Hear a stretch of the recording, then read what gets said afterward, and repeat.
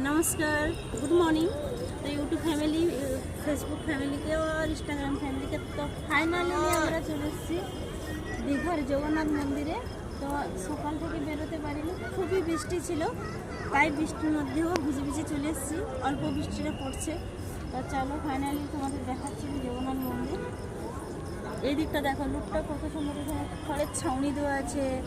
আর এই ফাইনালি খুবই দেখতে ভালো লাগছে। খুবই দেখতে ভালো লাগছে। মানে ভেতরে আবার শুনছি কি ভেতরে ফটো তোলার এলাও নেই, আগে ছিল, বন্ধ করে দিয়েছে আবার। তো তোমাদের আমি বাইক থেকে দেখাচ্ছি বাকি সকালের আপডেটটা এইটা।